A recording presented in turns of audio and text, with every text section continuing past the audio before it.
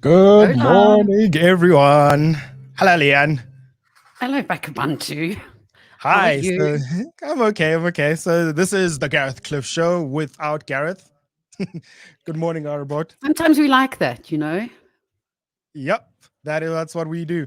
So I'm Bakh'abantu. This is Leigh-Ann Mol, and then Gareth is in Greece, right? I have no idea. He doesn't tell me about these things. I just have to find out from other people. Yeah, basically we find out on Instagram. Yeah. Because I saw him post a bunch of stuff from the necropolis. But anyway, good morning, everybody. Where's Gareth? Greece. That one is answered. But yeah, Leanne, Well, good. so how was your weekend? Rugby. Oh my goodness. So did you watch? I did. Of course I did, Leanne. Leanne, you can't call yourself a card-carrying member of the South African Republic if you didn't watch the rugby. But the question is, did you watch the cricket? Yeah, that's the thing, hey. I felt a bit weird because I'm not a major sports fan. Which is a bit strange because I like the major sports, the major sporting events. But this year I didn't watch the cricket. It's not like a huge surprise or anything for me, but I did feel kind of like the rugby got more attention nationally. Am I right? Yeah, it did. It basically did. The rugby was, but like what was cool is that we were both playing England on both, both teams That's were playing it. England. Yeah, exactly. So I saw this cool thing on Twitter where they're like, oh, last week we had a French toast, now we're gonna have an English breakfast. So that was pretty cool. Yes, That exactly. was pretty cool. But Actually, most, I don't want to cut you off, Leanne, but like more sports to come up with our producer Ryan as the super sports. Yeah, the super bets recap. But anyway, so Leanne, what's new? What's happening? well, besides surviving the rugby, only just. I don't.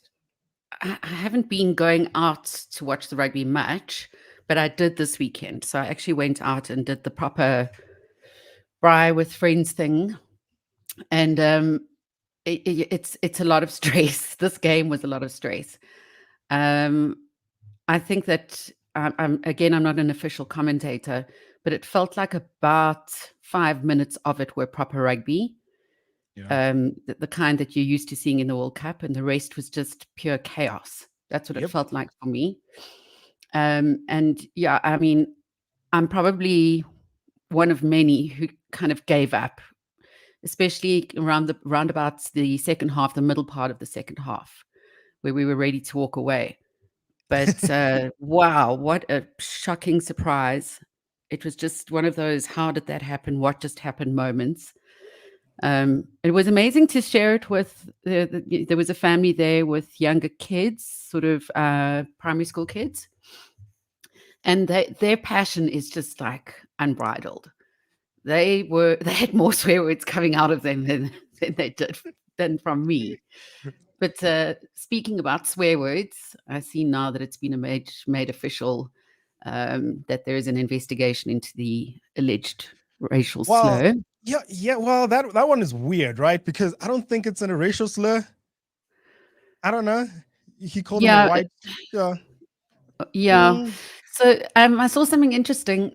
One person, he's an influential person in South Africa, and he kind of raised that we need to remember as well that this is no excuse ever. I'm not talking about excuses here. We're talking about what is the possibility that this actually really occurred, yeah. because we didn't see it. So now we have to analyze it, um, and be non-partial, right?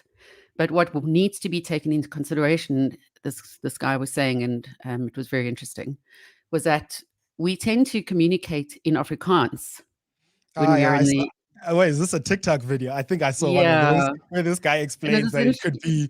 be like what Die Weitkant. wit kant, which is Yeah. the white side, Yeah. which is what England was, that's what they're wearing. Or it might have been Weitkant, which is the wide side. Side. Yeah. So yeah,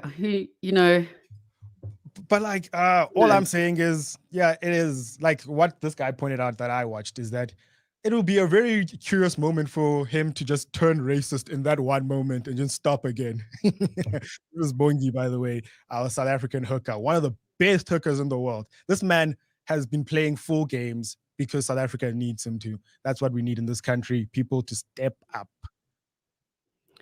Exactly. And yeah, this is the player who plays with white people. So I don't know, Like, it's kind of weird, like, right? Like, he's not phased by the England side, but also the guy there's no formal complaint. So what the deadline I think was yesterday. So there is no official. I think there has been. I checked this morning. Yeah. But it was only according to one source. So I haven't employed my full journalistic skills. Haven't had the opportunity yet. But it seems like it's being officially investigated as far as that source is concerned. So I think it might be going ahead with an investigation. So we'll see what happens there.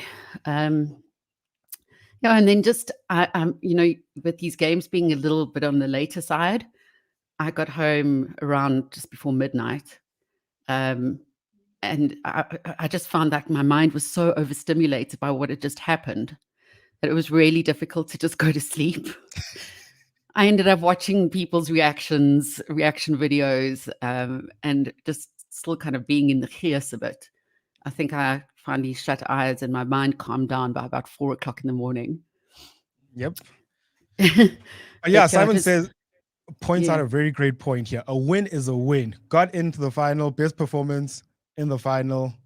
Yeah, but I don't know, like, this win is a win thing. Did you see what New Zealand did? So New Zealand thrashed their opponent. So I'm kind of scared, but it's still 50-50. Still 50-50. Leigh-Ann, so what? You told me about this woman who was furious and shocked that her house got demolished. What is that about? Yeah, so this woman, shame. Okay, we're talking, where was it? Atlanta, I think, in America. She just went on holiday. While she was on holiday, her neighbor called her to say, I just need to let you know that your house is being like pulled down. And the owner of the home, Susan Hodgson, said, I don't know what you're talking about. I'm like panicking here. What's the story? So the neighbor actually went on her behalf and approached the workers, and the workers got nasty and said, shut up and mind your own business, and just carried on pulling down this long-standing family home, board by board. But why does it look like they're in a forest? I don't. It looks like it's in a forest because it was on this big property that had been in the family for years, surrounded by quite a well-maintained garden. Like she said, the grass was cut, the yard was clean. It had been boarded up, let's be fair, for about 15 years. Yeah. Because they didn't need to use it at the time. They were keeping it as like an investment. Cool. And now it's taken so long for this company to come back to them, but they realized not halfway through, a long way through, that they'd made a mistake. I think they're done. They'd made a mistake and they had the wrong address. So I don't know if you want to show what her house looks like. Let me just pull it up again. Oh, sorry. I didn't realize it was up. I was busy in another. But yeah, her house is just reduced to sticks. Yep. What? Kindling. Yes. Literal fire kindling. I mean, imagine that. Imagine coming back home to that. That would be really sucky. But speaking about people burning stuff, right? So I stumbled onto, these kings in South Africa. Like, we have a bunch of kings, Leigh-Ann. So kings this one, kings. Kings. Oh, kings. Okay. Yeah, like Umkani, kings. Just needed to know what direction we were going in. Can you please read this? It says, headline in a city press, Dacha is our asset and gold. We must protect it. Amampondo king. Amampondo king. Yo. Like, look at what he's wearing. Look at this garb. Like, is this royalty incarnate? Is this the standard in South Africa? It looks like he looks like summer Eskimo. yes, he does. There's a lot of fur going on, but it's kind of light. It's not like snow thickness. Yeah. And he's wearing on what looks like a chair that may have been painted gold, so like a gold throne. Well, it is what? Maybe it's made of weed because weed is our acid and our gold. But what's the story? Why does he say this now? No. I don't know. He wants like the legalization of weed. I don't know what is this Xhosa Kings and like weed. Yeah, we just love this stuff because he looks high as a kite right now. But unlike my king, Dalin Yebo, who's actually a pretty cool oak. And I support him. It might be like a financial thing as well, the sustainability side and providing jobs and income by growing it Yeah. and selling it could be, now that we can. Yeah, you see, this is the problem when you have nutters running the country, guys. Like people who are not okay. Speaking about people who are not okay, have a segment. It's gonna be okay with Dr. Hanan coming up. So it's gonna be an open Q&A session. So anyone in the audience wants to step up and get advice from the doc, your I think chance. we need it after this weekend. What do we need of this weekend after like holding your heartbeats? Like Yeah, we need like maybe, I know he doesn't prescribe medication, but he might make mention of things like Xanax and maybe even Dacha, who knows? But it felt like you needed something chemical to get you through that game. That's for sure. Yeah. No, it is pretty interesting though. It is pretty interesting. But yeah, speaking about drugs, Leigh-Ann. So do you know what Ozempic is? Yes, that is the weight loss drug. It is used. It was manufactured with I think insulin resistance and diabetes in mind. Yep. For those Pretty much. patients, and was found to reduce weight dramatically. And so Hollywood and those who can afford drugs in America, those sort of drugs, are Yep. fully into it. And the health impacts are now starting to come out. Yeah. So also something that's coming out is that people are making counterfeit drugs of this Ozempic, this miracle cure. Right.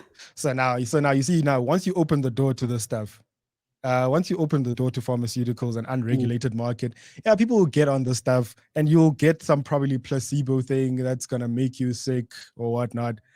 See, this is why drugs are bad, kids. I feel like we were told this. Yeah, I mean, if it was under a doctor's prescription, then sure, the drug could be good, and it's probably helping a lot of people who have certain issues. But yeah, there's always it always comes out down the line years later, doesn't it? That this wasn't really a good idea if you were just looking to slim down. I see that the latest person to be in the spotlight under the Ozempic umbrella was Sharon Osbourne. Yeah. Quite recently, she appeared on a show looking really a lot more slimmed down than she's ever been. And then there's kind of a side thing that's happening here as well. A side event is that Yeah. the media the type of media who cover these sort of celebrity stories, who are so quick to point out what people look like, have said, she's looking gaunt and older Yeah. and climbing into her from that perspective, despite what her health needs might be. But like, okay, yeah. cool. So I get this is like a diabetic medication, but if you're using it for the side effect, it's not really intended. Like that's not the intended use. But it does really work, Rebellious Ruth. It basically eats up your fat, to put it simply. It chews up your fat. Nom, nom, nom. Num. It's one of those where you pop this bad boy, 3 months in. Jonah Hill is a great case study for this. He has lost all the weight. So Yeah. it really does work. And I think if you're in a situation where you're like, I don't know if you ever watch those my 600 pound life documentaries with the famous Dr. Now. And those people are in a situation where if they don't do something, they're going to die anyway. Yeah. So, in that case, I don't think there's a question. Yeah, I don't think there's no question there, because that's why they even get that surgery, right? So this is what on TLC, Leigh-Ann. I can't believe you bring TLC on a Monday morning. Of course. Do you know what I found out? I found out TLC stands for The Learning Channel. I don't know what you learn on that channel, but every time I stumble onto TLC, I'm always like, is it really learning? Yeah, I would not classify it that. like in proper media classification terms. Yeah. But what discrimination against women, right? So what? You have a Google story for me? Yes. It's not often that we hear of the little person, in this case, not so little, and I'm not talking about size, I'm talking about her experience and stature and her studies and how high up she is in business. Yeah. But it's not often you see that person winning against a company like Google, especially the size of Google, Yep. and also a female executive. So she had sued Google over gender discrimination. She found out her name being Ulku Rowe. I think I'm getting her name pronounced correctly. She's a Google We don't want to Cloud. get sued, Leigh-Ann. So No, exactly. Just be careful how you pronounce a litigious person's name. But I'm going to go with Ulku Rowe and apologize in advance. She's a Google Cloud Engineering Director, was yeah. at Google. And she found out the hard way that her company was paying her less because of her gender and had already denied her a number of promotions. Okay. She found this that she was hired firstly at a lower level right from the beginning. She was lower paid than men with even less experience who were hired for similar roles at the same time. And she was also passed over for a promotion in favor of a less qualified male colleague. Yeah. So it went straight to court, ended up in front of a New York jury. And on Friday, that jury decided that Google did commit gender-based discrimination and now owes Rowe a combined $1.15 million for punitive damages and the pain and suffering it caused. So okay, cool. So this is what the wage disparity in America, right? Do we have that in South Africa? Is there like a South African equivalent? Yeah, I can speak for myself. Okay. Yeah, I mean, being in at the cusp of broadcasting when women in radio were not really a big thing, and when I joined at the age of around 21 years old, I certainly was getting less than the male sports presenters, and at that stage we had one or two male newsreaders. They were getting more than me, even though I'd had not as much experience, but still qualified, trained. So yes, I think it definitely happens here. I'm hoping it happens less so. I hope so too, because like what South Africa is a very civilized country. But Don brings up a good point on that Ozempic point. But also it breaks down connective tissue. The main issue is that we do not know what causes the weight loss. The active component is unknown. You see now, once we deal with unknown stuff, Yeah, this that's is where that. Yeah. yep. And So then like breaking down connective tissue, that's the last tissue. thing you want to break down. Yep. I mean, Like this could, hip replacements, anyone? like this could lead to that. God, you know, Joost van der Westhuizen, and speaking about rugby players. Mm. Yeah, he suffered from like this like this disease where his motor neuron just stopped functioning, and like his muscles just atrophied, and then he's just Yes. basically like wheelchair bound. I think did he pass away? Yes, he did pass away, yeah. That was pretty tragic. But yeah, like that's a terrible way to go, being trapped in your own body. Yeah, you kind of want to look after your connective tissue, hey? Yep. Not have it dissolved like Like steak fat in a hot pan. rendering the fat. But yeah, Leigh-Ann. So what I was about to say is that, I was gonna bring this in the second hour though, but like I don't know, like can you guess which is the safest city in South Africa? Safest city in South Africa. It's not Joburg. Safest. Safest. What do you mean such Joburg? Joburg blows up every now and then. No, Joburg is not the safest. Definitely not. Okay, cool. I would say Cape Town is definitely not. Neither we know Durban isn't. What's still defined as a city, because I'm trying to go as small and idyllic and unpopulated as I can. Yeah, you can't go with like what? Like Greyton. You can't go with these weird offshoots like Louis Trichardt or something. Yeah.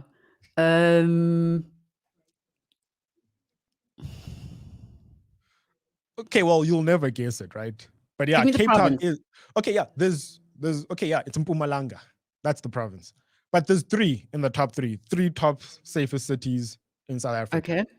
Yeah. So number one is in Mpumalanga, Nelspruit. Okay. Apparently, I know Nelspruit. Nelspruit quite well. Go there at least once a year. And it's very Why? well policed. Okay, cool. Very well policed. The roads are actually amazing. They're always being maintained. There's hardly any sort of chaos.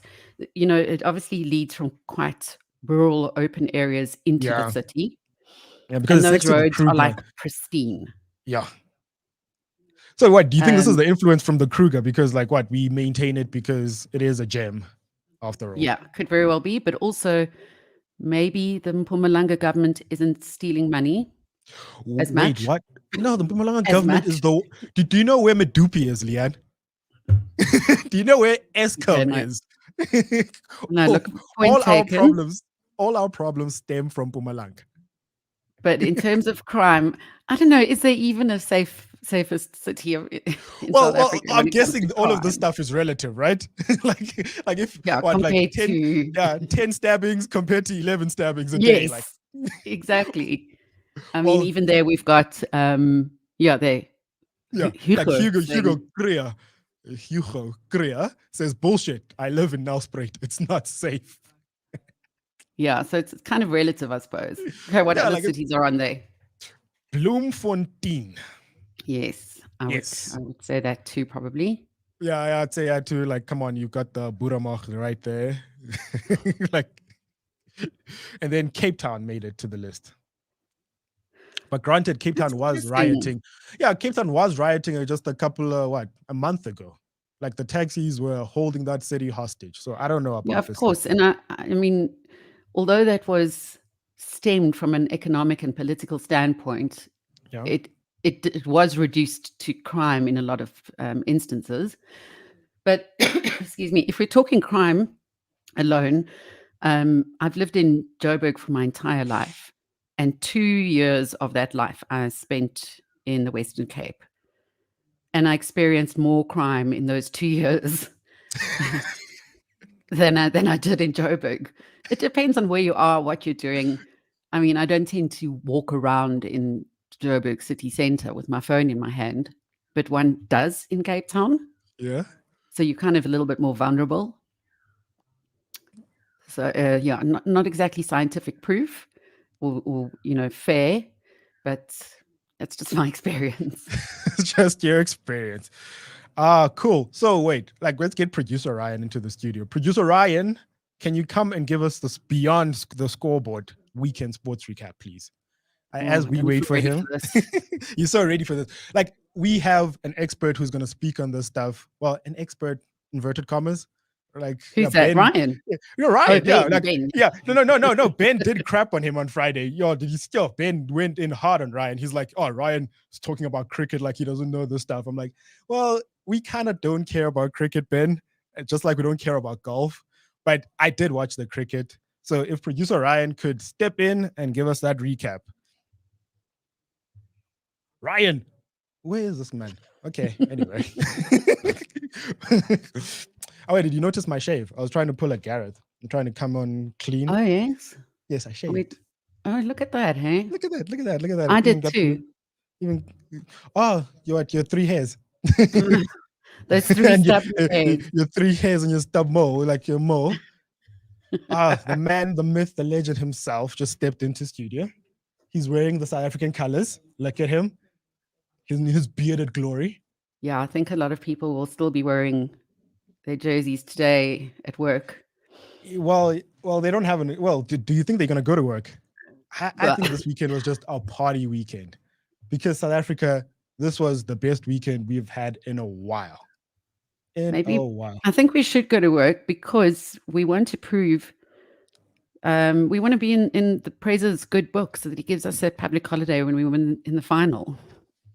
Well, he's booked his ticket. He's booked his ticket to Paris. So he called that one, Ryan. How do you feel about that? Yeah, talking about the Talking about the president. president, huh? Yeah. Yeah, no, he's... wouldn't he be there already? I don't know. Because I saw the Minister of Sport landed there. Morning, Leanne. Hey. How you doing? And was it a big weekend for you in terms of sport? Were you watching everything? Were you like a chameleon with eyes watching two separate screens? No, can I tell you? I watched most of the stuff, right? But the weekend went exactly how I thought it would go. I didn't watch too much though, because I really wanted to focus on obviously the rugby gave me a heart attack, and watching Chelsea just beforehand was even worse. So I've got some stuff for you. Yeah, like throw it. Yeah, Want to get into it? Right. Okay, cool. So Rugby World Cup. As we know, did you guys watch the New Zealand game on Friday? Yep. No. I did. You didn't watch it, huh? I did. I mean, everyone knew how that one was going to go, but shame Argentina did put a fight. We have to give it to them. They came for a ride. You know what I mean? I don't know about that, right? I don't know. Anyway, New Zealand beat them 44-6. It was cool. So All Blacks we knew were going through, and then of course it was the dreaded England South Africa, which we all thought would trample, by the way. Yeah. And then I don't want to say we got humbled, but definitely the first half did humble me quite a bit. So I was freaking out. There was that enormous confidence going in, I think, from the previous game against France. Exactly. And I think it's exactly what we needed. I really don't want to sound like those commentators who sit on the couch and know everything. Guys, please, I'm not trying to be that person. But in my mind, this is my thinking, that they kind of needed it to give them a bit of a wake-up call and a shock, and to not let them rest on their laurels and just be sharp before the next game. No, exactly. No, well, I mean, they did make some very early changes, which was, which did change the game. And I kind of like the way Ben phrased it on Twitter. He kind of put in Formula One terms where he said, like, when they brought on, they took Liebach off and they brought on Andre Pollard. Yeah. He explained it the same way as when you go into a race and it's a wet race and you're not prepared for the wet race, and you go and you put change tires, and therefore you adapt. So that's how Ben explained it on Twitter, which I thought was pretty cool. And of course we have to have a special mention for Oxen Chair as well, because man, what a beast that guy is. So that was an awesome one. And just to touch on that little controversy thing earlier, no appeal has been made yet. They have until today to do it. So, we shouldn't be talking about it yet. Yeah, it irritates me that the UK media have already flown with this as if it's happening. Oh, yeah. So I was very careful to say it was from one source. I haven't had time to research this properly. And we all know, one thing I heard over the weekend was the Springboks actually communicate in Afrikaans, and to try and throw off the other teams. Yes. Yeah. So therefore, we can't be too sure about what's going on there. So I don't want to raise anything yet. I don't want to make a big deal about it. I think they're just trying to raise a bit of controversy. Ben also describes how these media outlets who are just not they're not worth anything, to be honest. And so they're just looking for clicks, and they're just looking for a way to bring us down. Let's not be distracted. Let's march on, And they might just be they're a little. They're smarting a bit. They're hurt that they lost by such a small margin. Like 1 point. And it's similar to that, along the same veins, is that little scuffle that broke out straight after the win. Shame. I saw Faf du Plessis being thrown around like a rugby ball himself. I felt so bad for him. Like a little rag doll. And he went like a Jack Russell, and then he was pulled out by his collar. Owen Farrell is just such a big character and can be such an ass sometimes, but he actually put up a hell of a fight on Saturday. So that was awesome to see. Now Ben did include here United Rugby Championships, which I don't even know who watched this because like it was the biggest. It was the biggest game. It was the biggest thing for we had the Rugby World Cup and football and cricket, the Cricket World Cup. Yep. So if you didn't watch that. Lions versus the Stormers. Stormers came out of that 35, Lions 33. Then it was Munster versus the Sharks, and Munster came out 34-21, and Bulls 63 to the Scarlets. So that's the United Rugby Championship. And then, of course, the Cricket World Cup. Now, Ben did take a dig at me last week, which is okay because, Ben, I don't watch cricket. I try my best. You can't watch cool. everything. It's just no, but also sometimes it's boring, you know. Sorry, Fafta Clark. I got that wrong. Yeah. That's my bad. So I don't really watch cricket. I did take a watch this weekend because I thought, you know what, we are playing England twice in one day. Let's just give it a shot. And I was actually shocked because we got to, what is it? We thrashed England about 229 runs, but like within, I don't want to say within an hour. I don't want to be 100% sure, but we were on form. It was one of the quickest games I've ever seen, which is awesome. And then when we came to bowl, right? Did you see like we just basically striked out England? Yeah, dude, it was rough. It was great, and I haven't watched cricket in years. It was a terrible day to be an Englishman. Yeah, I know it was. Shame. So Australia beat Pakistan by 62 runs. Sri Lanka beat the Netherlands by 5 wickets, and India beat New Zealand by 4 wickets. And of course, you know our score. So yeah.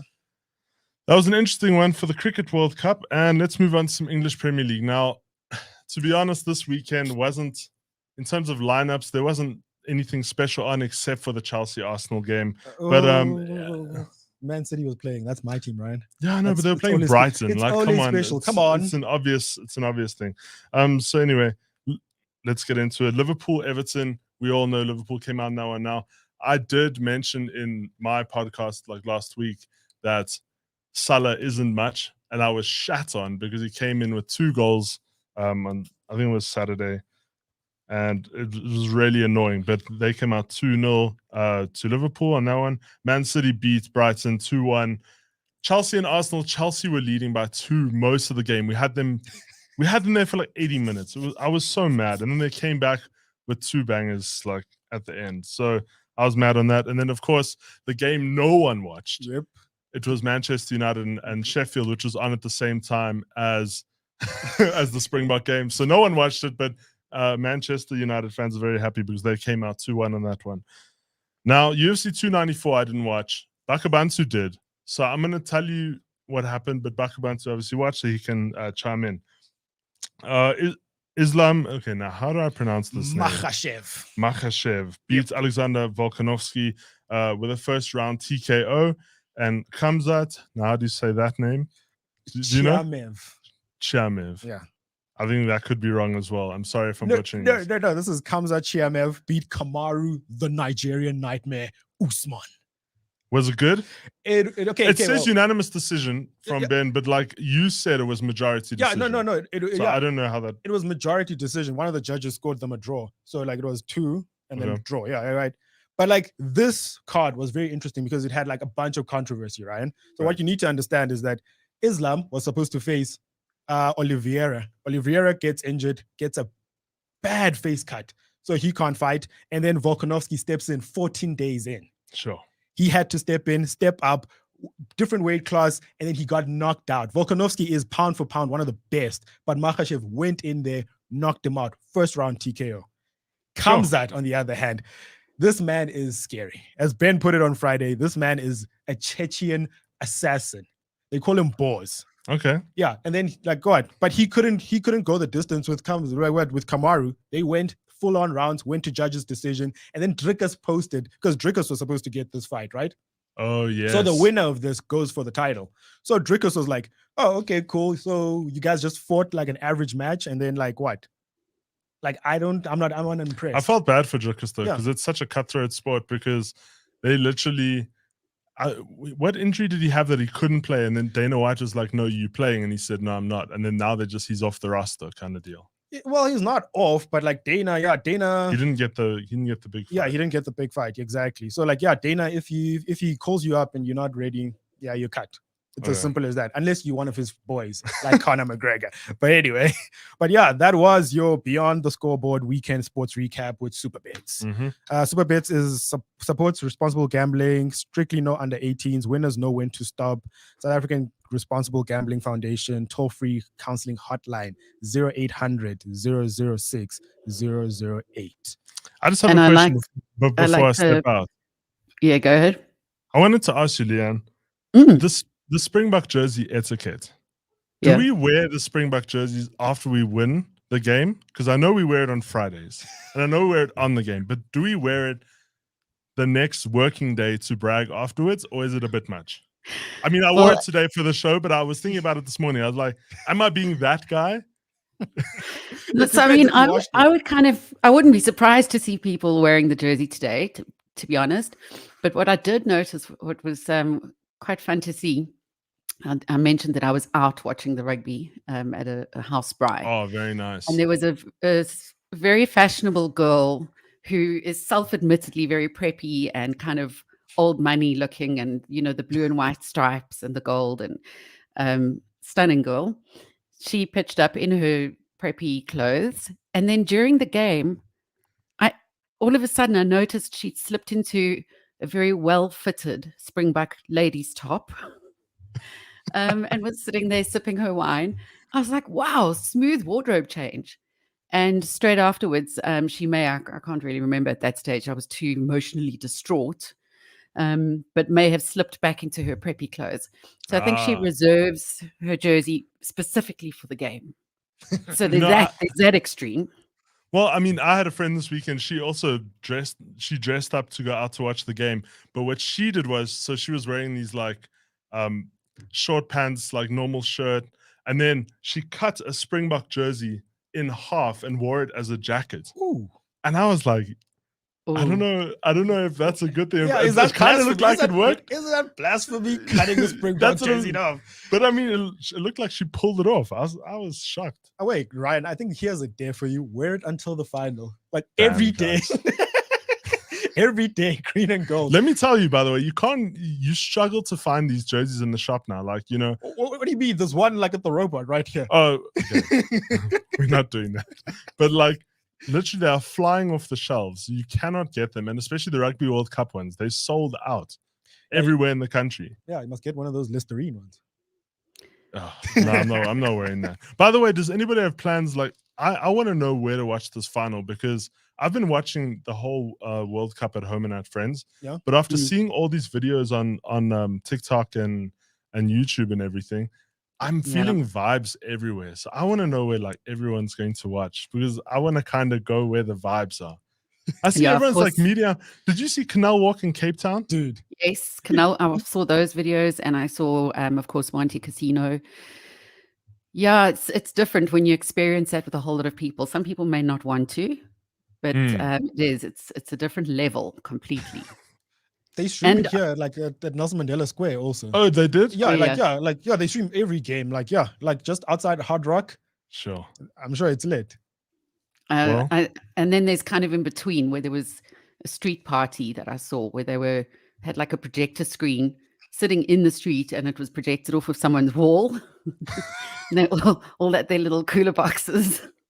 Can I tell you, if you have load shedding, right, and you don't want to go out, if you listen quietly in your neighborhood, you can hear people screaming like over a phone or something. This was Leanne's first viewing experience. Oh, really? Was that how this was Leanne's first viewing experience? She's like, she couldn't access the game, so she's just like sat on the veranda, just like, oh, heard the neighborhood, like, ooh, Exactly. Watching the game from my stoop. Yeah, exactly. It's the best kind of way to see what you're doing. Yep, basically. So, Mr. Producer. But thanks, guys. Yeah, you're going to plug yourself like as you do? Huh? Follow me on Twitter for more. It's Hawksley on Twitter, and I'll see you guys in a bit. Cheers, Mr. Hawksley. And then a good comment there from Bongi Ngushu, saying if Bafana played England on Saturday, they would have won. But then we've got a comeback almost immediately. At Bongi, not sure that would have happened. We couldn't even beat Eswatini. Well, yeah. Like Bafana is the black sheep of the family in terms of the stuff. Yeah, there's all that. What else is happening in the news? The news are depressing, Leanne. But yeah, I have this story for you, right? So ChatGPT gets complete access to the internet. How do you think this is going to turn out? We have unleashed AI into the wild.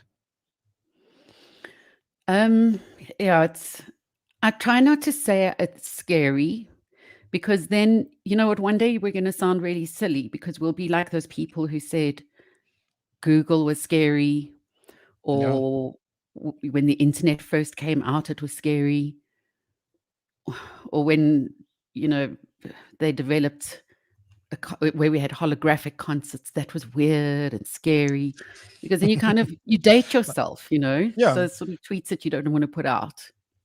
But like the problem I have with this, right? Okay, so the story goes, paying ChatGPT users are now, you can now let the chatbot access the web freely, right? OpenAI, the company behind ChatGPT, is using it to, like, you can browse with ChatGPT through Bing. I don't know who still uses Bing, but yeah, you can browse through Bing. It's still in beta testing. But now what I am interested in is that AI is trained, right? So we've been training this thing, but now if you let it into the wild, like internet, I don't know, it's a scary concept. I watched this podcast, I think it's something with CEO, man. I'll think about this podcast, but this guy talks about why AI is the biggest thing to change the world, and it's bigger than climate change. AI on the Yeah. internet, Leigh-Ann, is a monster. And the stat that he brought up, like, it's one of, like, when you watch the podcast, it's like within the first 5 minutes, he's like, do you understand that there are only 100,000 people in the world? The world is filled with 6 billion people. There's only 100,000 people who understand and can troubleshoot AI. So we are underprepared for this thing. If this thing were to get smarter than us, 100,000, that's easy to get rid of. But I mean, you think of how many doctors and surgeons there are in the world that can troubleshoot a swollen appendix, for instance. It makes you feel a lot more comfortable. Yep. But knowing that they're just 100,000 specialists just to sort out any glitches is exactly. Yeah, it's a bit wild. Thank you, Ngulego. Diary of a CEO. That's the name of this podcast. Oh, yes. Yes. Is it not Steve? Yeah, Steve Bartlett. Bartlett. Yeah, Steve Bartlett. Yes. Yeah, he was a dragon on Dragon's Den. Very smart man. Excellent. Yeah. He also had Jada on, and then that was terrible. Oh, please, don't even come with Jada. But wait, did you see? Okay, this is a case study for Dr. Hanan, who's coming up soon. But did you see what Will said? Like, he had like a recommitment ceremony or something like this. And he went to her book launch or something. Yeah, her book launch. Solidarity. Yeah, and she just a few days before had said, actually, we haven't been married for years, for like 7 years or something. Exactly. So this, God, and then really. he stands there. He's like, this was a case study. Like, our marriage was a case study in unconditional love on a public platform, and I will love Jada forever. I'm like, Jada has literally said the opposite, and you are committing yourself publicly. He's like, I love Jada, and I promise to love her forever. I'm like, guy, I don't know, eh? Like, in South Africa, in South Africa, that's witchcraft. Yeah, exactly. They should be talking to each other and not via the world. Right. The world's going to stop listening, and you'll have to use your actual voices and ears and speak in a room together one day. But he did thank us, Leigh-Ann, for giving Jada a voice. Apparently, us reading. Pleasure. It's so bad. Oh no, I don't want to see it. Cool. So, like, what? Rebellious Ruth here. Okay, I don't know what this is. Can you decipher these hieroglyphics? What these? No, I'm not sure about that. But what I did see as well is that, I casually use ChatGPT on a daily basis in my work, especially as a freelancer. And then it was interesting. I was speaking to someone who works at a bank, and they had a grammatical question for me. And I said, yeah, sure, I'll chuck it into ChatGPT. And they were like, no, you can't do that. We're a bank. And now I see that there are huge steps now towards educating corporates about the hacking capabilities and probabilities and likeliness and sensitive company information. So that's all. But isn't that cheating, Leigh-Ann? Like, isn't that cheating, you using ChatGPT for your job, or is like one of those tools? So is it cheating using an accounting software package as opposed to writing in a general ledger on paper? Is it cheating to Google something rather than going to a library? Is it cheating to look up someone's phone number in a phone book instead of knocking on their door? Okay. Look at Leigh-Ann, the futurist. Look at you. It's not cheating. It's productive. It's clever, and it's saving a lot of time and freeing up our minds for actual creative thinking. as Tracy agrees with you here, she says it's working smarter, not harder. 100%. Cool. But be So, careful. Leanne, yeah, be careful. Do not put sensitive company information on the internet. We have Dr. Hanan Bushkin. It's gonna be okay. So, Dr. Hanan, we were just talking about Hey. Jada and Will. How are you? I'm doing great, guys. How are you doing? Look, why is your voice rusty, Doc? Were you screaming at the rugby? I think everybody was. What a moment for South Africa. South Africa show we needed that. Cool. So yeah, we were supposed to have an open Q&A session here, but like I just find this Jada thing weird, Dr. Hanan. Like, how does this man say, like, what, declare his love for this man? And like, I mean, for Jada, how does like he declares his and then she brings him down at every chance she gets? What would you call that? You know, they say falling in love, and I like that term, because when you fall, you're actually not in control. When emotions get involved, the head just shuts down. You know, there are many people that do crazy things for love. You know, people kill for love. People take over countries for love. Yeah. People start wars for love. So love is a funny emotion, perhaps even more powerful than anything else. The moment you love something, you value it, perhaps more than you value yourself and your own well-being. You're prepared to justify pretty much anything. So I've seen some what you would call crazy, illogical things happen, and people when love is at the forefront of that logic. So yeah, so I can understand why people do and say things like that. Cool, Dr. Hanan. I don't know, like, so I saw this thing trending on Twitter. It's kind of dark, so like for a Monday morning, but speaking about people do crazy things, right? So like there's this story. Okay, right, I don't know. Yeah, let's just throw it out there. Northwest father arrested for allegedly raping newborn daughter. So what is this, Dr. Hanan? This man is crazy, right? Like that's the medical term. This man is sick in the head. It doesn't take much for human beings to differentiate quite clearly between right and wrong. There's no debate. You know, sometimes, and I give the analogy, when you go to the gym, and how do you know whether you're lifting a weight that's really strenuous, or whether you've crossed that point where you're actually injured? And everybody says the same thing: when you know, you know. And when you're injured, you just, I know it's no longer strenuous, I'm injured. And when it comes to right from wrong, or differentiating right from wrong or good from evil, human nature, we've got this innate, almost like a radar and machine inside of us that can judge it quite clearly. And there's no question about it. There's no justification. This is just pure evil. To even give it a diagnosis would be doing it a lot of injustice. There's no justification for it. You know, a lot of people go, oh, it's mental health that caused X, Y, and Z. Sometimes this, especially in this kind of case, it's not mental health that caused anything. It's pure evil, and there's no justification for such actions. And it's obviously a very sensitive subject, but it does make me remember an amazing documentary that I watched on a trailer park, which is preserved exclusively for pedophiles in America. And it goes quite in depth and interviews these guys. Some of them have never actually committed an act, but they know they're pedophiles. And they've removed themselves from society themselves. And yes, I see from can such a person be rehabilitated? There are all those questions.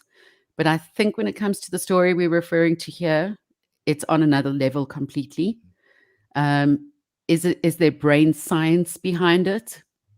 Again, I'm thinking maybe pure evil in this case. When you're looking at like pedophilia, there is now research into how their brains work, and you are able to see physical differences. But again, how far are we going to actually justify something like this, like you said? Yeah. You know what, guys? The truth is, human beings, we have some really, and we allow ourselves to have some really, let's call it twisted, or let's call it abnormal fantasies. And that's okay. You know, some people fantasize about all weird and wonderful things, but we still keep to the bounds of what civilized society would deem is acceptable. We ask for permission, we engage in conversations, we meet the other person in a manner that's appropriate for the other person, for the relationship. But sometimes these fantasies cross the line of inappropriateness, where you actually subject somebody to mental, physical, emotional, spiritual trauma and rape. And that is when it crosses the line, and it's no longer something that I would no longer consider mental illness, but a complete unjustified sickness. So can a person like that be rehabilitated? The fantasies I'm okay with. I'm okay with any fantasy, you know, as long as you keep it in your head or you keep it on the bounds of kind of what's appropriate for you and your group. But the moment you act on it and you have an urge to act on it, that is when you should seek medical advice. Can that person be rehabilitated? Well, it works on a spectrum. The people that are kind of mildly attracted and are mildly, let's call it, geared towards that kind of action can be. The people where it's a lot more severe and they've already actioned such fantasy, it's a lot more difficult, even impossible. Yeah. That's pretty much it, Doug. But yeah, like some people mentioned the Jada thing, and Hottie Dave says it's codependency. Can you explain codependency in terms of like from a relationship point of view, and is that really healthy? So codependency is where the two people actually depend on one another for emotional survival, spiritual survival, physical survival. And codependency has a negative connotation, but it doesn't have to be so. Sometimes we codepend on one another. Think about a good relationship with a boss.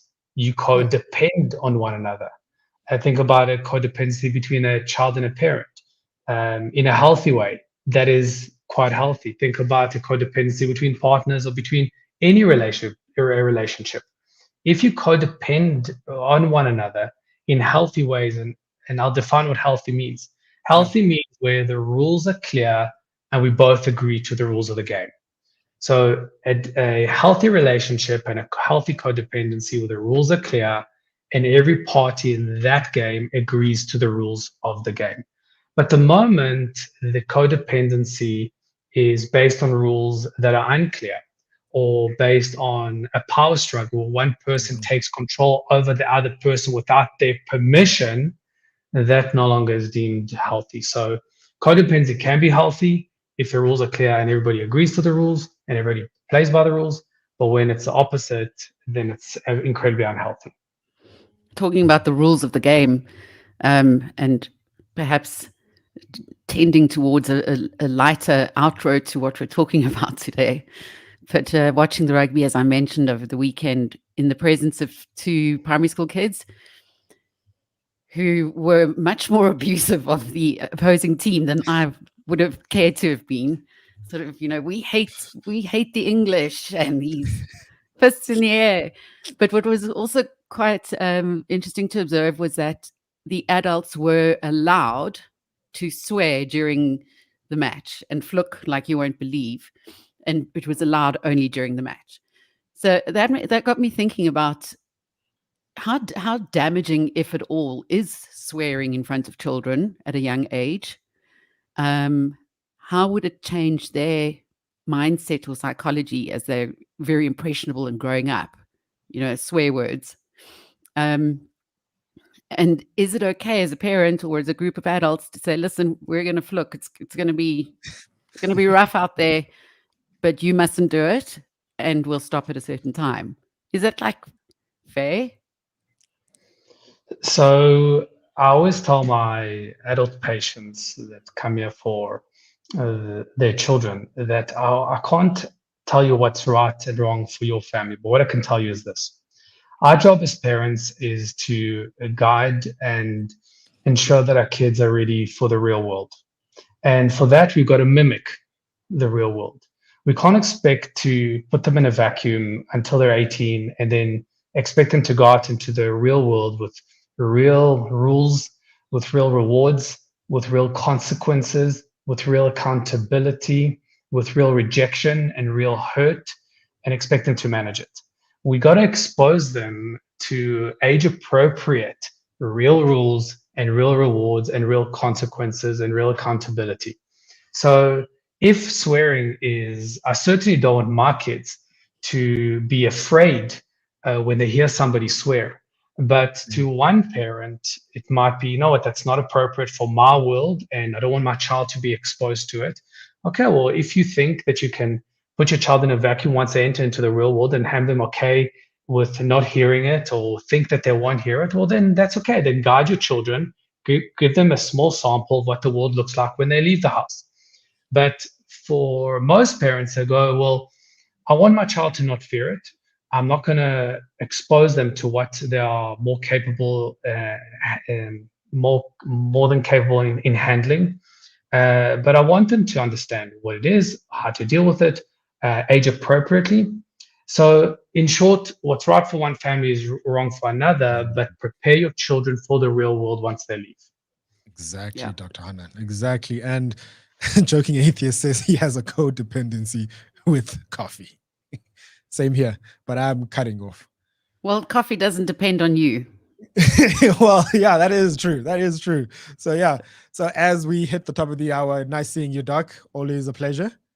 Thanks, guys. Have a wonderful weekend. Thanks. You too, Doc. Okay, bye, guys.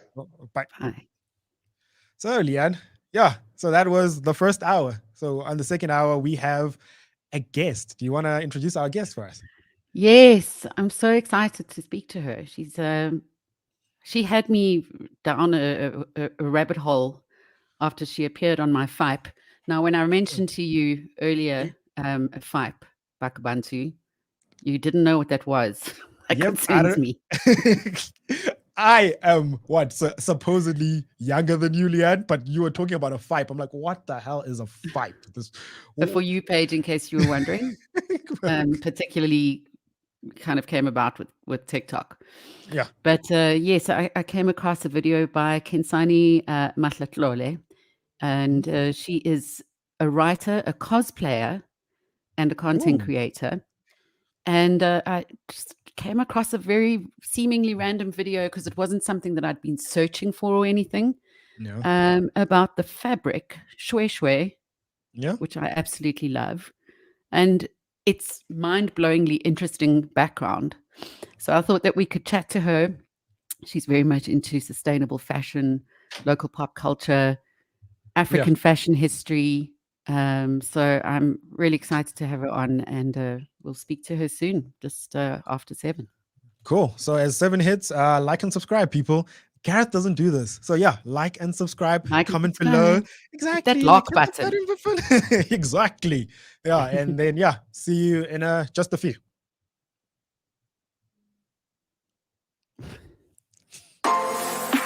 Up next in the Auto Trader podcast. As a matter of fact, this press does a better job than the one on Tesla. Why do you say that? Is there a specific reason? If you look on a VW Polo, the front of the fender, I learned this when I was there, the front of the fender comes to a point.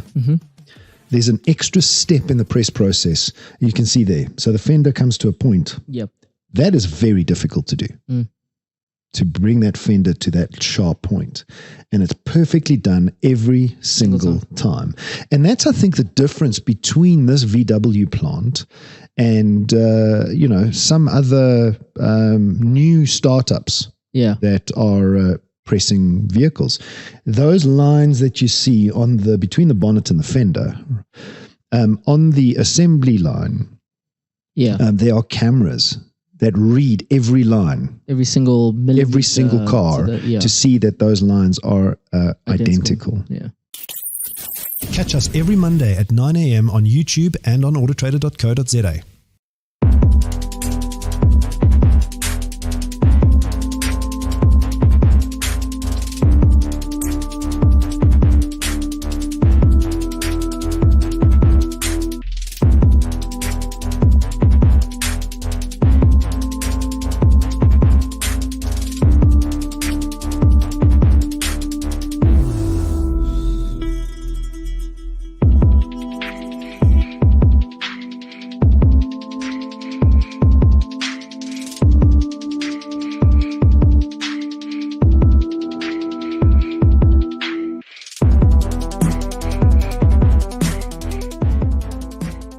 when people tell me that they get cravings for sugar, my first question is, what did you do yesterday? And they go, well, what has yesterday got to do with today? So it starts off with sleep, is how well did you sleep? But if you're not getting enough sleep, or you're going to bed too late, or for whatever reason, and you're waking up tired, or you're battling to wake up in the morning, the first thing you're going to think of is, my brain needs to switch on, I need coffee. And I need sugar in that, so I've got instant energy. So the thing that drives cravings, first and foremost, is exhaustion, or is a form of adrenal stress or adrenal pressure on the body. Sleep is critical for fat loss, especially visceral fat loss, or should we call it metabolism. And the reason why is because if we are not getting enough sleep, our circadian rhythm is disrupted, and our circadian rhythm is the master controller for our hormones. And it will switch on, switch off appropriate or inappropriate cortisol production, which switches on and off excess insulin production. That was the T Health Show, empowering you with knowledge. Download all previous episodes on your favorite podcast platform. The T Health Show is brought to you by T Clinic. So yeah, we're back. The Gareth Cliff Show without Gareth, Bakh'abantu and Leigh-Ann Mol. Someone said the Gareth Cliff without Gareth is just the show. So like and subscribe on the show. The show. Yeah. The show. Well, we do our best, Yeah, we're going to try to hold down the fort. Got a great week ahead. Yeah. So yeah. Absolutely. So yeah, our guest Kinsani, still waiting for our guest Kinsani, but otherwise you were still telling me about this Shweshwe stuff. Yes. Can I throw up a picture? Because I do. Today I'm not wearing Shweshwe. This is from Mauritius, actually. It's a Mauritian. It was a sarong, which I had converted into a top because I really liked it. And yeah, just some sarong. Yeah, like I heard this word. Okay, cool. Like speaking about the sarong, right? The first time I heard what a sarong was on the Beckham documentary when he wore one. And yes. He broke the news when he wore one, like, I don't know, back in like the 2000s, like when Victoria Beckham was using him. Because it wasn't like a man thing to do at the time. Sarongs were kind of almost like beach wear for women. Yeah. So that was interesting. But I think for me, what comes in a lot is when it comes to patterned fabrics and where they originated from, and cultural appropriation, where we've got to be careful that we don't step on toes, understanding the history and not just being blind to it. Yeah. But I love me a good Shweshwe, a good bright colored, intricately colored pattern. Definitely one of my favorite things. So yeah, it'll be interesting to hear from someone who actually is in the industry, understands it, and understands the intensity of the history behind it. Yeah. So like what's happening right now in studio is producer Ryan is frantically trying to find out. Well, what? In the meantime, and along the fashion lines, we can talk about what's fashionable in hair and oil spills. What is the correlation between hair and oil spills? This is people donating their hair in Venezuela to clean up the oil spill. So there's currently an oil spill in Venezuela at Lake Maracaibo. Apparently it's pronounced like that. Thousands of people and their dogs and buffaloes and every other animal that you can, llamas, any animal that you can think of with shearing capabilities or combing out hair, are all getting together and donating their hair to help clean up the lake. Apparently this oil spill is so large you can see it from space. Cool. And this is something that's been going on for years. I saw something very recently about it, and I didn't know it existed, but it does. So environmentalists got together and realized that by weaving nets out of hair from animals or humans can stop oil slicks from spreading. And it can also be a really effective oil cleanup tool. So Seriously? For decades, So they literally get envelopes of samples, or they go around to hairdressing salons and collect the cuttings and weave them into these hair mats. And the play on the word mats is funny because you get mats in your hair. They almost look like those kind of wiry looking doormats that you wipe Yeah. your feet on that you get from a nursery. And we know as our hair gets oily, they're really good at soaking up oil. Yeah. And the person who noticed it was monitoring an oil spill and noticed that the otters in the water Yeah. were covered in oil, yet around them there was this clear space of no oil in the water. Makes obvious sense, you know? Yeah. So that's been going on for years, and it's a big trend at the moment, people raising awareness for this particular Venezuelan oil slick. I feel like there's always oil being spilled somewhere in Venezuela, because all I know is like, okay, you mentioned otters, but like these things, penguins. Yeah, penguins, you really get the hard end of that stick, because I've seen this stuff in South Africa, like firsthand, where you actually have to wash these penguins because they die from that, like that oil just suffocating and like just being absorbed in their feathers. So it's pretty cool that feathers don't absorb oil, but hair does. Yeah, absolutely. The more you know. So if you're interested in donating your own hair, I'm sure you can, and I'm sure that there are initiatives locally as well. We've experienced oil spills ourselves off the coast, and these hair nets that they weave are called booms. And if you want to donate your clippings to booms, who knew that would be a thing? Then it is possible. Just to let you know. Oh, wait, our guest just arrived, Leigh-Ann. And speaking about hair, hello, Kensani, Bakh'abantu, Leigh-Ann Mol. Hi, everyone. Hi, how are you? I'm good. How are you guys? Good. All good.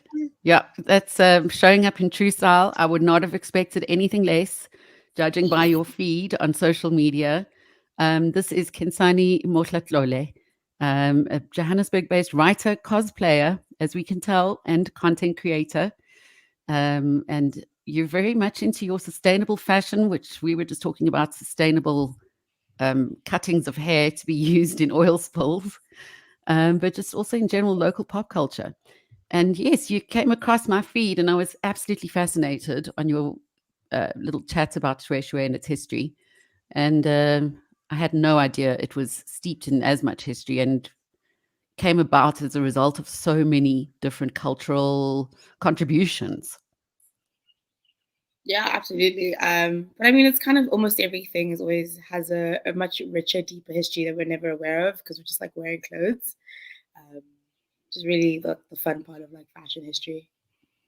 Absolutely. But Bax, I don't know if you want to play that video for us, just to show what caught my attention and sparked the interest. Let's see if I can find this video. He's just using his big fat fingers to play on small buttons. Well, before today, I didn't know what a Mac was. I didn't know how to use one. This is true. Like I just got a tutorial just as I entered here. Okay, cool. So I can't seem to find this video, Leigh-Ann. Okay, no worries. But yes, can you go into it for us, Kensani? You know, that's the King Shweshwe, which is spelled differently. Let's be clear to how the adapted. If you're looking to understand the complicated. Okay, cool. Found there it. You go. You've got it. Found it. Thanks for that. Okay, cool. Go ahead. So yeah, so this is you're speaking about the king, and then I'll play the video after. Okay, I'll go ahead. Cool. Yeah, so Shweshwe fabric. It's. I mean, I'm also like I'm tempted to. I'm not even sure where I should really begin because it's quite. So like the sort of accepted summary is German missionaries brought it over sometime in the early 1800s, like around the 1830s, 1840s, and they had gifted it to the Lesotho King Shweshwe.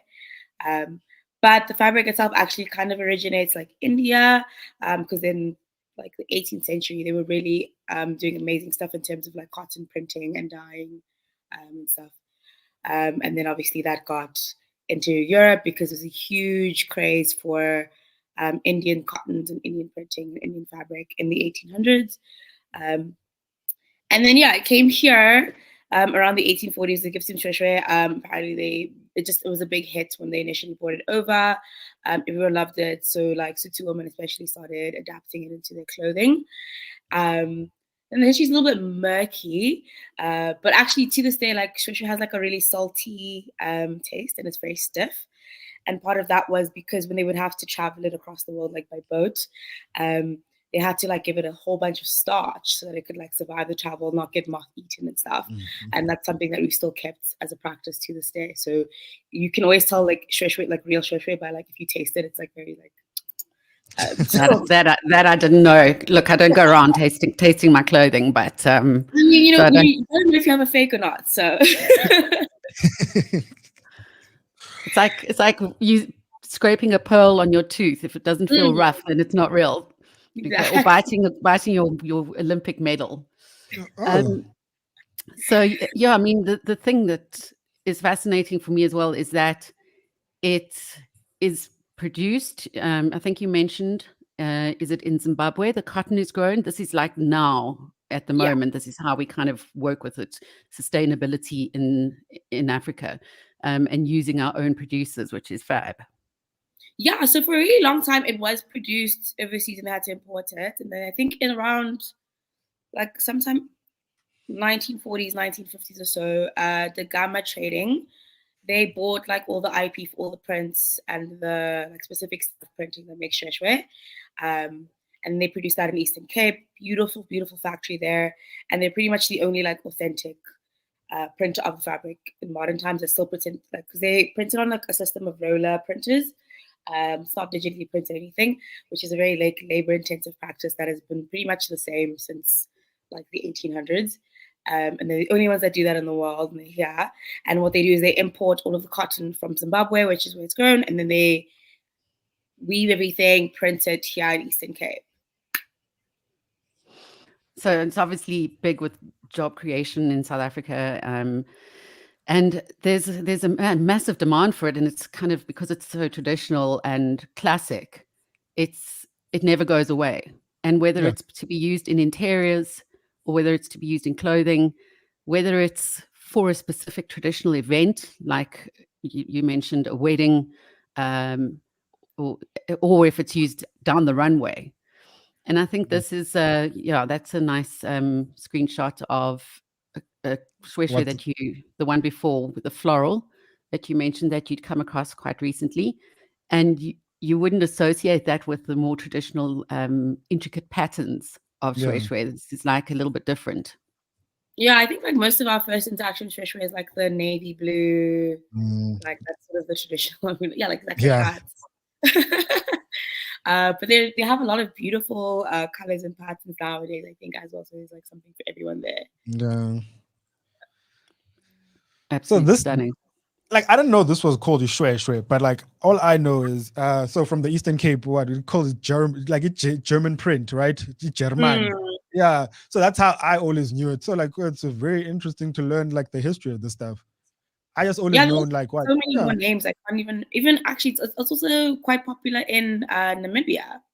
Yeah. I forgot what they call it there, but again, like very interesting. And also they use it sort of similar purpose, like when it comes to weddings, when it comes to any sort of traditional events, bring out the Shweshwe. And also I recently found out Amish people in America, huge fans of Shweshwe. Oh, cool. They look so strange. So to play that video. Who would have thought? Like what? The crossover. To understand the complicated mix of colonialism, tradition, cultural exchange, and trade and agency that make up modern African identity, just look at the fabrics. Print is obviously synonymous with African fashion, from kente to Ankara to Shweshwe, which is also known as the denim or the tartan in South Africa. But it's not an indigenous textile, rather the result of colonialism and trade. Yet this cotton fabric is a staple in traditional and ceremonial dress across the many, many, many ethnic groups in Southern Africa, because there are more than just 9 in South Africa. From Xhosa brides, Tswana brides, weddings, ceremonies, negotiations, initiations, rites of passage. You even find it in the Herero women in Namibia. And as I recently learned, even Amish people in America really enjoy it. If you're looking to understand...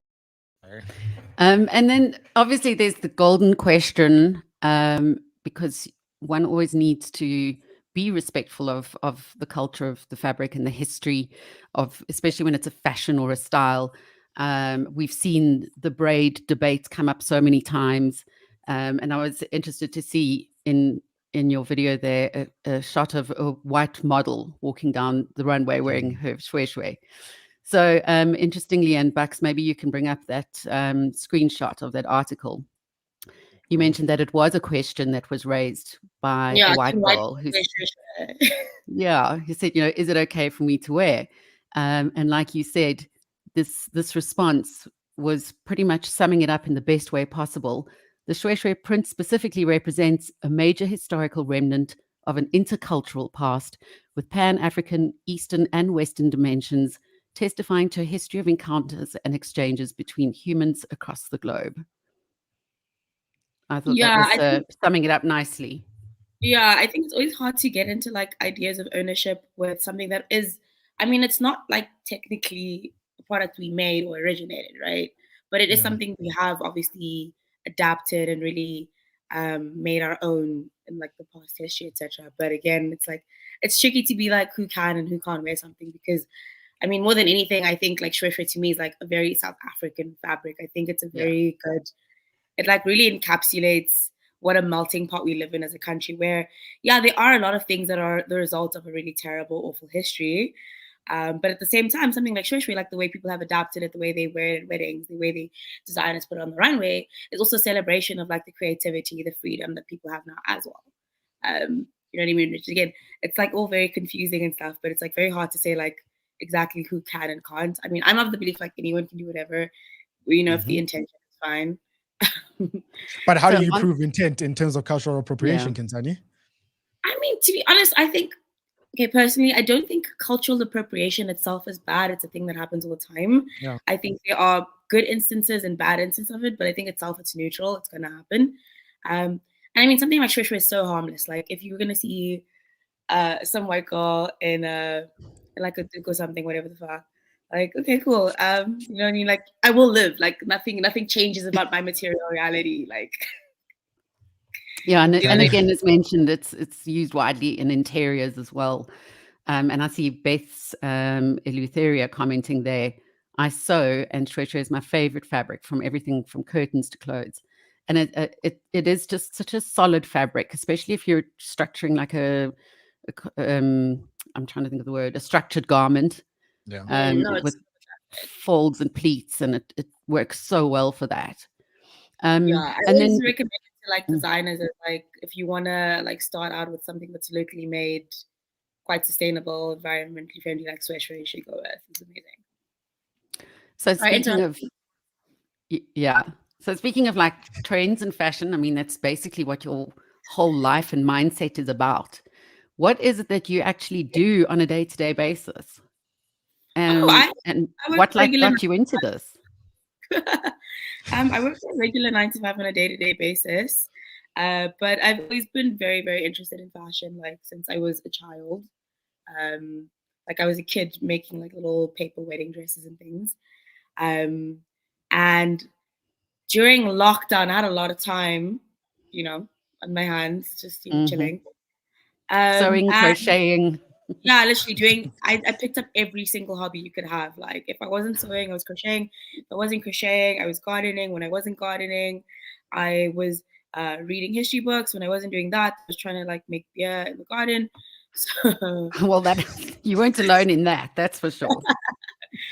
Yeah, and I like I always say, I'm a really nosy person, and I think history is like the most respectable way to be in people's business.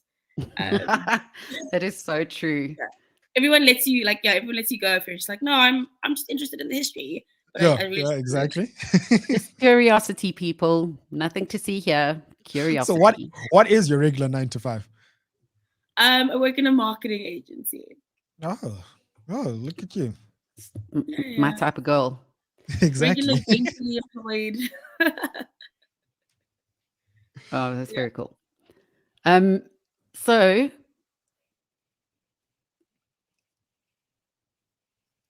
So Beth Eleutheria says it's very structured, like agreeing with you guys' point. I do not much swoosh with that softer textiles. It lost Sorry. 2. I don't know what that means. I've also heard the reason why it's called Shweshwe as well, besides being named after the king, is also like the sound it makes. All right. Oh, this is what, from the starching? Yeah, and then it goes. Onomatopoeia. Oh, that's Yeah. very good. Yeah. It is an onomatopoeic fabric. Yes. Quickly spell it. Spell that quickly. Leigh-Ann is good at this It's stuff. ONIMMOATED. Oh. No, wait, I don't need to know if that's right, so sure. Totally made that up. Putting it out there. Yeah.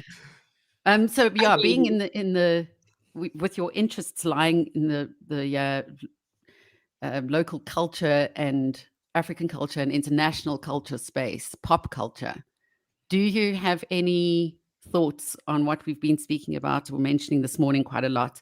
Reluctantly came up, thanks to Bakh'abantu, but the Will and Jada saga. Yeah, is that an eye roll I see? Because I'm willing to join you on that. What's your take on this? Without them is against my will.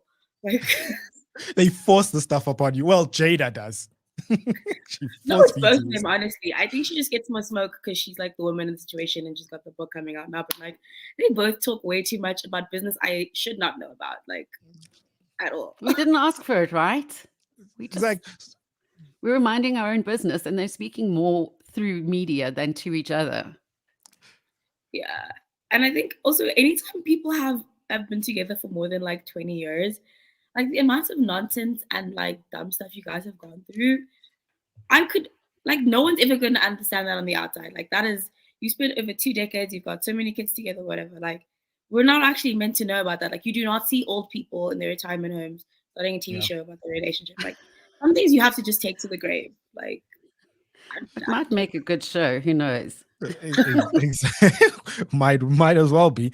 So speaking about like the clothing industry in South Africa, right? Did you see that the police are trying to stop the counterfeit industry in South Africa in terms of clothes? It's a huge crackdown. Yeah, I have heard that. That comes in quite a bit. It comes up quite a bit, right? So what's your take on this, right? Like, so they say they don't know how to stop this, but it is an entire influx of counterfeit items that they want to stop. I think the market is like 3 billion worth. These are all fake stuff, right? And they say this goes from luxury clothes, sneakers, handbags. So you guys are the fashion experts here. So wait, how do we solve this problem? Ooh, okay. I don't know technically about how we solve it. That's a very complicated one. But also the counterfeit industry, it's huge, like worldwide. It's quite and it doesn't sort of just stop at clothes. Like a lot of the stuff is used to fund other scary things.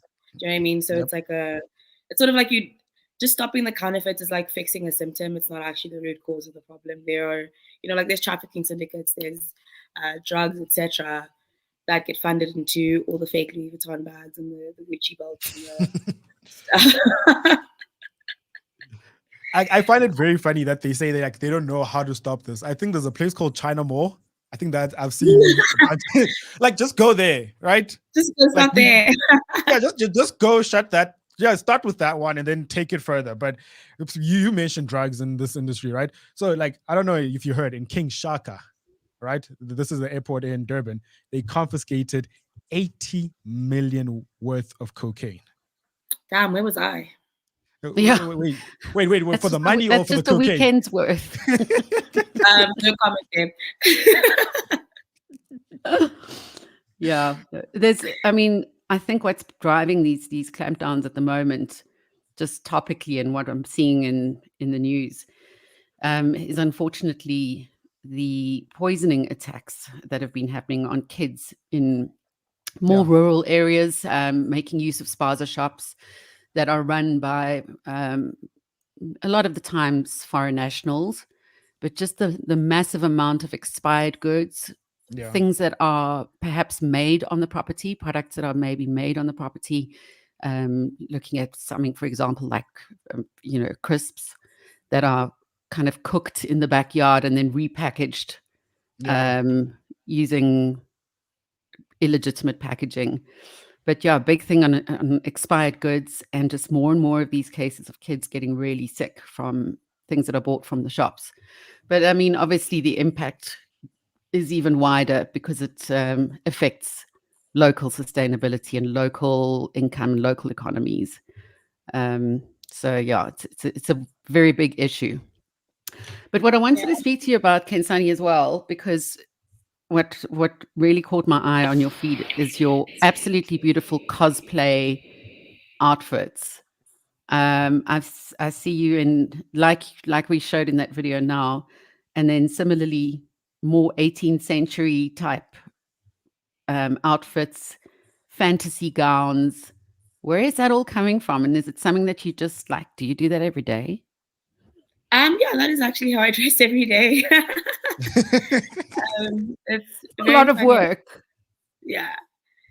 Yeah, but I think for me, I really love like historical clothing. One, because I always wanted to grow up and be a Disney princess, and that's kind of what they look like. So that was like part of it.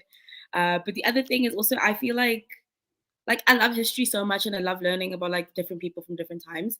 But like there's only so much you're gonna understand or recognize in a person when you're reading a history book. You get you get the sort of summary of like all the fun, interesting things, and I really like the boring parts of everyone's lives. And clothing is really cool because it's one thing we all have in common with like our ancestors. Like we all get dressed, we all adorn our body in some way.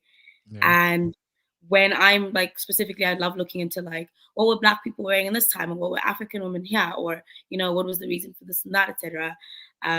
Clothing gives you this very intimate insight into like not only how people want to look or how they want to appear, but like you get an idea of like what are their cultural industries, exactly. Like who's taking care of this part of their society. What does this mean in terms of like their beliefs, their values? What is it like also just having these things on and walking around as a person, and you're wearing all of these layers or less layers or whatever, and you get it's just a very close look at like someone's actual lived experience that you're never really going to get from like you might learn about them marching or protesting, etc. But like just what were they doing like every single day is like it's so transformative and like amazing to me. It's like So what cosplaying? So do you ever wake up and like I want to be Belle from Beauty and the Beast, and you like wear a big ballroom gown to work? Yeah. Yeah, that's about right. Absolutely. I'll go to dinner and my friends are like, "Kensani, we're just having dinner." And then you rock up the full Disney princess kitted up.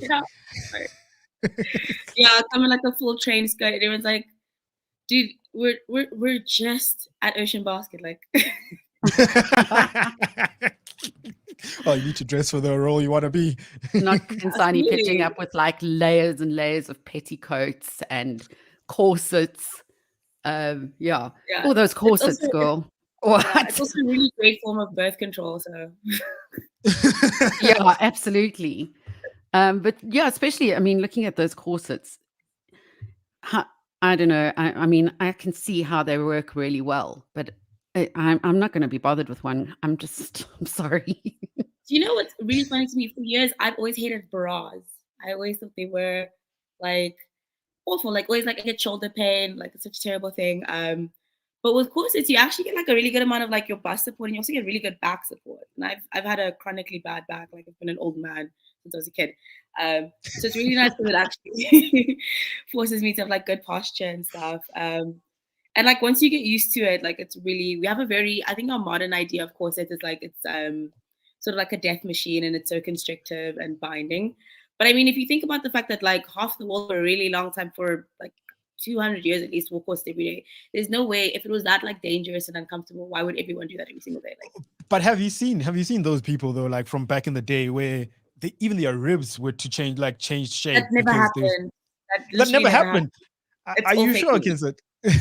Whoa. Please remember, this is also an era when people thought that the womb was held by a bunch of strings in the body, and that if a woman spent too much time like doing a mannish activity, she was gonna like move it around too much and then like lose her ability to have kids. Like, I think we should be a little bit skeptical about the science from then. Yeah, absolutely. 100%. With no floating ribs and wombs that needed to be kept in place by corsets, that's for sure. Yeah. But they're actually like, otherwise they're still really comfortable. Like they give you, I mean, I personally think they're way more comfortable than like a modern bra. Like you get back support, bust support. You can alter your body a little bit without like having to go to the gym or anything. So that's the part that interests me, 100%. right.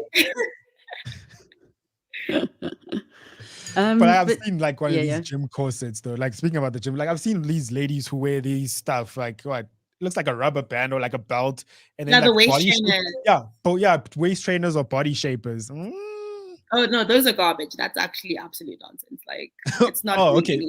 It's not doing it's not training your waist to be slim. No, that's so silly. Like, does that make sense to you? Like, if you put on a belt every day, does that do anything to your body? Like permanently? No. Well, they look a little bit like more snatched, yeah. But like afterwards, that is not doing anything for you. You're gonna take it off. Like you were gonna say something, Les? So interesting. Watching a few TikToks lately by women who are like my age, who grew up being at their most fashionable in the 90s and early 2000s, and how right now that fashion has circled around and has landed back in our stores. And I remember, growing up and wearing, I don't know, flared, like bell-bottom type jeans or a certain belt. And my mum would say, oh my gosh, we used to wear that. And it's totally old news to me. And now I'm at the age where I'm saying the same thing. Like, oh, look at what the kids are wearing today. So it eventually does happen. But it is amazing how fashion just goes around full circle. I mean, at the moment we were having a chat about it to a particularly fashion-minded person I was speaking about earlier that I met over the weekend. And it's all the long bohemian skirts, the belts with the large circle like metallic shapes that are low slung, back to low-rise jeans and pants, which are just not practical for some people. Crop tops are back out there. Looking at the same sort of footwear that we used to wear, something like Doc Martens, but that's always been around. But now I see that your Docs, you can wear special Doc Martens socks that break in, because those are like one of the hardest items of footwear to break in. But what do you think about this all coming full circle again? And is it something that you're just like, being in the fashion world, just watching it on repeat? No, I mean, look, there's like, I mean, it used to be the rule is like every 20 years, whatever is 20 years old, it comes back into style again. But again, also, like these things always repeat, but I think every time there's something very interesting about it. So like even now there's sort of interest in like 2000s fashion. To me, I see that, and a lot of people look at 2000, I see 1920s a lot, like this emphasis on like the dropped waistline and like sort of these boyish shapes, or like this not super, like super emphasis on like a curvy female figure. And each time again, still super interesting. Like I love looking at teenagers, and I'm like, it is a little weird to me when I see teenagers and I'm like, you guys dress like I did. What's new? Like what's changed? But it's so cool because again, like everything's just very novel and interesting when you're young. Like I was super fascinated with the 90s and the 80s when I was like in high school. And I was like going through my mom's closet for these things, and she's like, I think when you're too close to it, you find it like deathly embarrassing and scary. Like any of my older friends are like, we fought so hard, so you guys don't have to wear ballet flats. Like, do you remember the absolute smell of our feet? And I'm like, I love them though. They're so cute. They're like amazing. But you see these fashions, and speaking about shoes, like where I draw the line is Crocs, guys. Can Crocs die? Can Crocs die? I don't care if those platform ones, because I've seen these ones that are like this big. I don't care if you put like rainbows and unicorns on it. Hate me. I don't care if you put like Crocs are not a real shoe. They're not. Well, they're not going away. They're not going away. But so they're a little ran through right now. Like they have a collaboration with everyone. It's kind of getting ridiculous. Like So what's in your collection? What do you have that's floating around in the Crocs? In the Crocs world. 3 pairs. I've got a zebra print pair, and then I've got a pink pair. But like I've got the plain ones. I haven't gotten any of the platforms accessories. And stuff. Yeah, or I also want the Croc boot really A badly. Croc boot. What is a Croc boot? It's literally exactly what you think it is, like what you were picturing right now. Just I am picturing little ankle boot you, Croc. you see now, this is why I prefer going back to Doc Martens and like 20 years 80s fashion. We can't be innovating the Croc. The Croc was terrible when it was first created. We can't be adding more stuff to it, making it into a boot. But it's a comfortable shoe. It's just so cozy. Like, yeah, it's a comfortable shoe, just like slippers. Stay inside. Don't take them outside. It's like a gown is pretty comfortable, but you don't see me wearing a gown. Well, okay, there was that kimono fashion when people were walking around in kimonos. Well, yeah, like, I mean, outerwears, underwear, outerwear. Like, I mean, let's not forget Hugh Hefner and his smoking jacket or his gown that he would wear. Even even on front page shoots, he'd look like he was in his PJs. But I think there's a lot more like emphasis now on what's good for your body to wear and what's good for your feet to wear. A lot of people steering away from uncomfortable shoes just for the sake of fashion, which I know might make your stomach turn. But definitely more of a direction towards wearing what's good for you to wear. Yeah, fashion is not supposed to be comfortable. Whatever happened to good old fashioned values where fashion is not supposed to be comfortable? You must suffer for your beauty. Like, am I supposed beauty to correct ladies on this? Exactly. Beauty is pain. I grew up my mom shouting this at my sisters. Like, yeah, as she is pulling their hair back, she's like, you need to understand that this is not nice. Mm-hmm. It takes pain to be vain, my mom would say. Yep. It's actually kind of sick and twisted. It really is. But you see, you can't have fashion and comfortability. Comfortable is ugly, beauty painful. I don't know. It's a simple equation. Loungewear and all of that. I definitely see a move towards gearing up for comfort, but in style. Hell, I mean, yeah, I'm at the age, I'm a little old school. I still don't. I mean, I love me a sweatpants, but like that stuff's not like it doesn't look that great. Like, okay, well, not compared to what you put yourself in, just to go to Ocean Basket, you know. Yeah. Okay, so I work in a lab, so I wear sweats and like I basically dress like very athleisurely because I need to be comfortable. But the one line, Crocs, no Crocs, maybe trainers. But like if you're gonna go present yourself to people, you need to wear like pants that have a buckle, that have a belt. You need to wear a shirt that buttons up. All this stuff. You see, this is proper etiquette. You can't meet people and you just like in sweats. You see this? I wouldn't go out in this. But yeah, because yeah, so definitely more practical wear from Bucks, which is a good thing. And I think really things have changed. Yeah. The way we think about like being dressed up is so relaxed compared to like historically. Like people had a morning outfit, an afternoon outfit, a specific outfit for when it's just your intimate friends or when it's unknown company coming over, and then you would have your dinner outfit. You're going out in the evening outfit. Like you could change like 7 times a day, if you were wealthy enough. Whereas I think most of us now, like it's our clothes and then our pajamas. Exactly. Like what has happened to like those values? Because we also had like Christmas clothing, you had guest clothing, you had church clothing.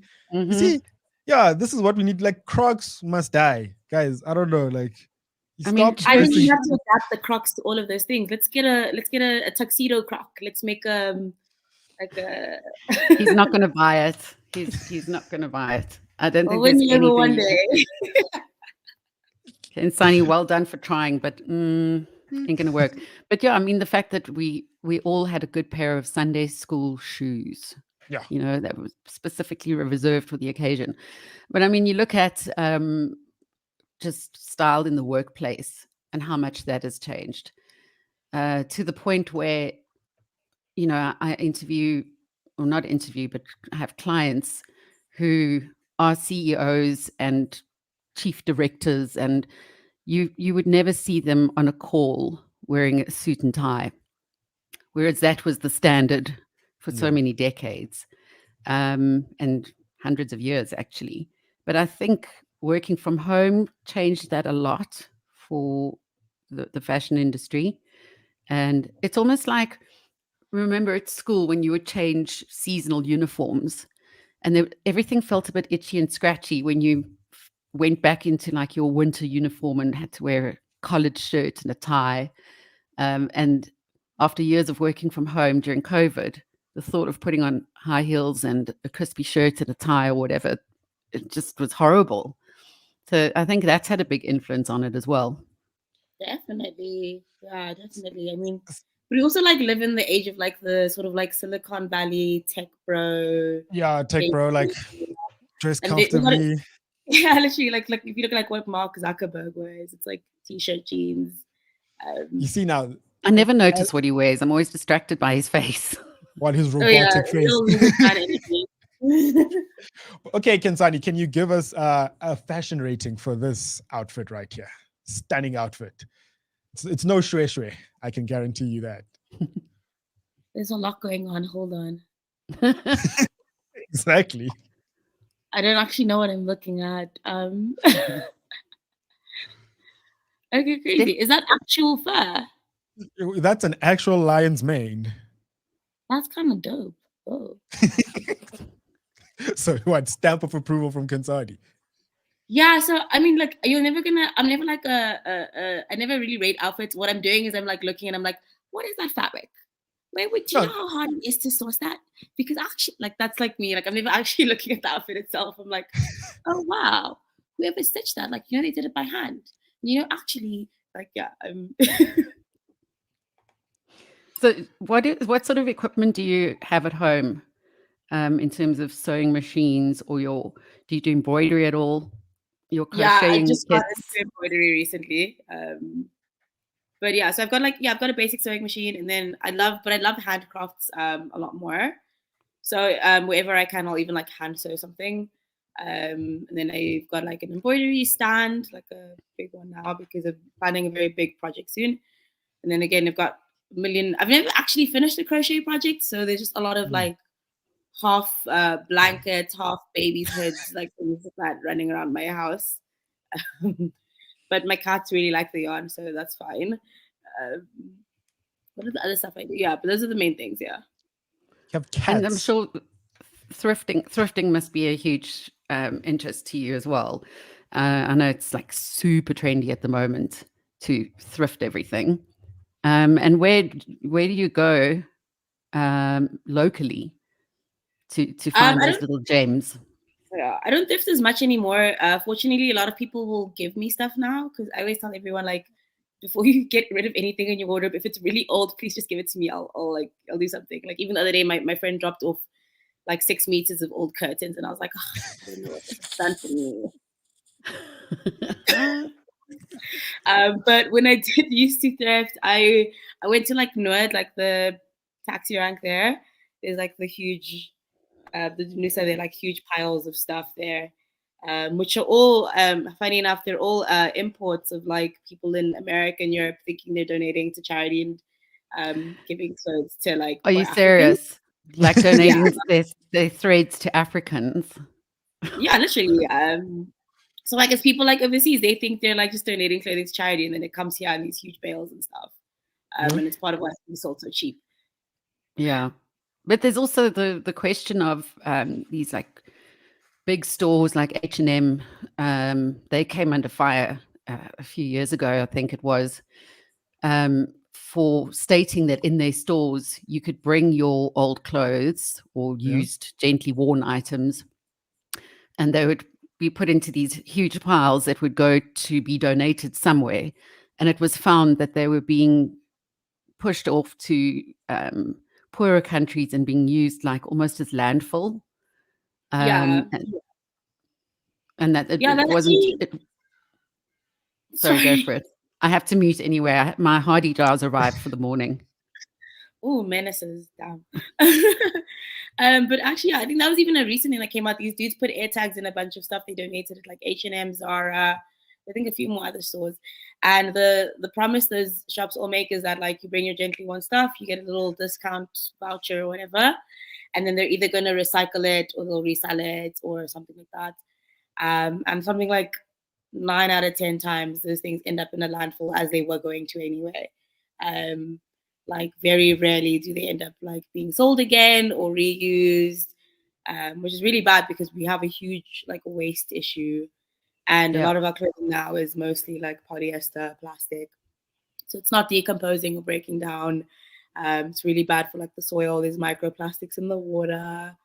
But I mean, you can really feel the difference though when because I mean, I certainly don't like buy only sustainable fashion. Sometimes I'm in a rush.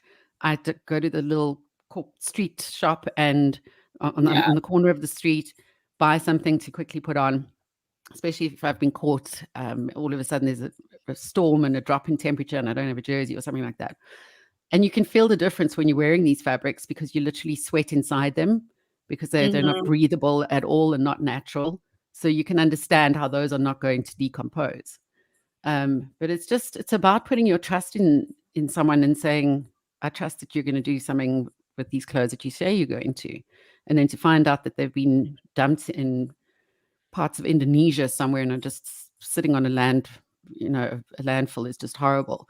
I know there's an initiative at the moment with some of our big stores here to bring in your old electronics and your old appliances. People pitching up in like lanes of trolleys with these enormous washing machines all the way down to tiny, chargers and things like that. And do we really know where the stuff goes? So that was interesting for me to find out that they'd actually put these air tags in, and that's how it ended up being found out. Yeah, it's scary. No, sorry. Go, Kensani. No, I was gonna say like that initiative actually got shut down. Like it was Macro doing it, and they just recently shut it down. I think it lasted like maybe a week or something, but they just shut it down because I think there is some illicitness going on there. But yeah, so you guys were speaking about like history and fashion, right? So guess where Gareth is? He's in Greece, and there's these cool pictures that he posted on his Instagram. And he'll be joining us tomorrow. Look at this. I'm sure Kenzani would tell us what they were. I'm sure Kenzani could tell us what these people were wearing at the Acropolis back in the day. Little fun facts about the ancient Greeks, actually, now that we're here. Because I think there was a time I was interested in the idea of like women in pants and like what makes it super controversial. But there was like a time in ancient Greece where they thought pants were like super feminine and kind of barbaric. Like, it's kind of funny. We have like the inverse where like pants are like, like that's a man's item now. But yeah, the ancient Greeks are really funny people to me. Like, but that's where Gareth is, and that's where he'll be joining us from tomorrow, hopefully. Like I think he's on a cruise or something, like on a boat. Because I also saw another picture. But yeah, so that is. Why aren't you guys there? Why aren't we what? Why aren't you guys there? And we have a job to do. Somebody's got to keep down the fort, Someone's got to do the actual hard work around here. Yeah, like we call it the Gareth Cliff Show, but Gareth just decides to vanish for a week or so. No, I look forward to it. So is he actually going to be on it? Is he doing the podcast tomorrow and the rest of the week? No, just tomorrow. If he has a stable internet connection, he will join us from wherever in the world. Where on earth is Gareth Cliff, basically? Very cool. Very cool. And then Kenzani, it was nice for you to join us. Leigh-Ann, always a pleasure. Yeah, so good, Kenzani, to meet you, and just to know that there are people who care about what we're wearing, about the history of things. Call you a history geek. Call you what you like. We appreciate it, and we just like to know that there's someone who cares about the sustainability of fashion in the country and around the world as well. Awesome to meet you. Yeah, thank you so much for having me. This was delightful. Really cool to chat. Just to answer your question, Kenzani, from Vyasan here, he says the reason why we're here and not in Greece because they are poor, referring to me. Well, that is also true, Vyasan. We are poor. Can I just take that? Well, it is factual. Yeah, look, traveling is super expensive and difficult on anyone's pockets at the moment, that's for sure. You've got to think it out carefully and plan ahead and know exactly where you want to go. Exactly. So yeah, that was the Gareth Cliff Show without Gareth. We'll see you tomorrow. Thanks, guys. I have guess who's joining me tomorrow? Michael Flax. That will be great. Michael Flax. Yeah, the Flaxy. So then, yeah, thank you, Kentani. Thank you, everyone. Thank you for joining us. See you tomorrow. See you like then. and subscribe, I guess. Yeah, and then that's it. Bye.